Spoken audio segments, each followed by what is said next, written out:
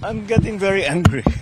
This is what's happening here. Natin lang kundi naman, paano naman, biruin mo, wala talaga, 220 meters, 55 million, completed ang record ng Public Works.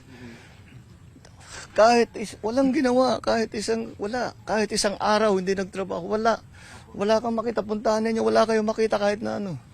Tuloy-tuloy ang pagbaha doon sa kabila. So, yes. Pasig Mayor Vico Soto called out veteran journalists who interviewed contractors entering politics, supposedly in exchange for millions of pesos, amid the hot topic of corruption in flood control projects. In a Facebook post on August 21, Soto shared screenshots of Curly and Sara Diskaya being interviewed by Corina Sanchez and Julius Babao in their respective programs.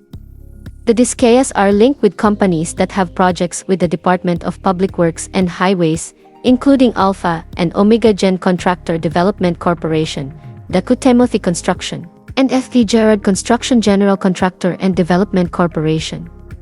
In Babao's interview titled Exclusive, Sara Kuya Curly.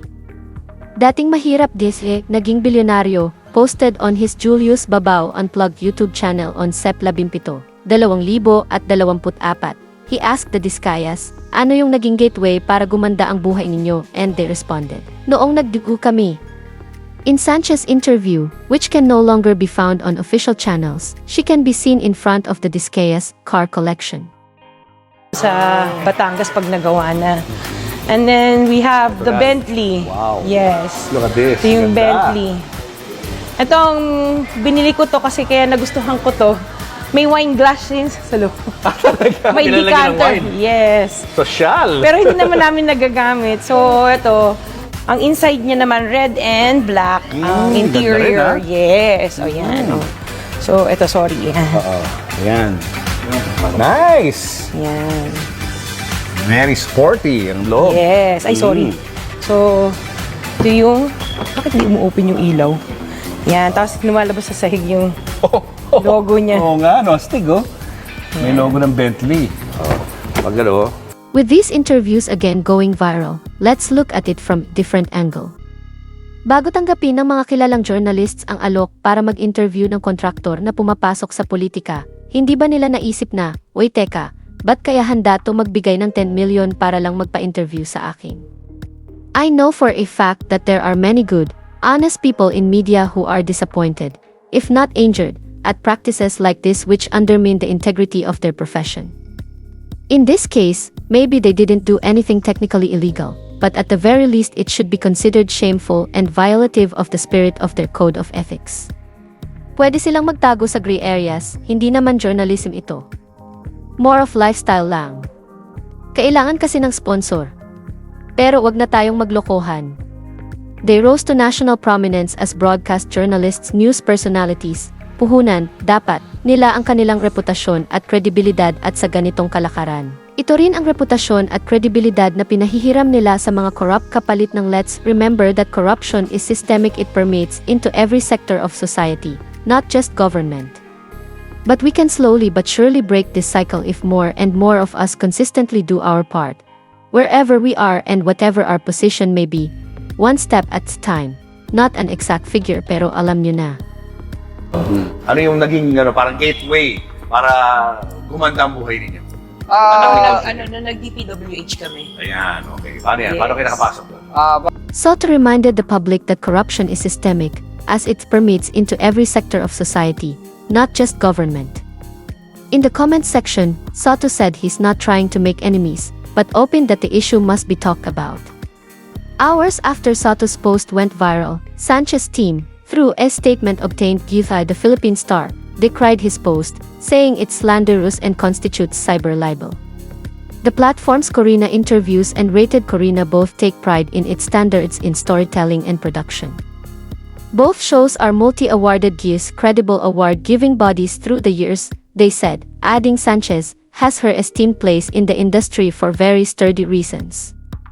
They pointed out that subjects and topics for their shows are chosen based on public interest and a story to tell. Ano yung naging parang gateway para gumanda ang buhay ninyo? Na nag-DPWH kami. Ayan, okay. Paano yan? Paano kayo nakapasok doon?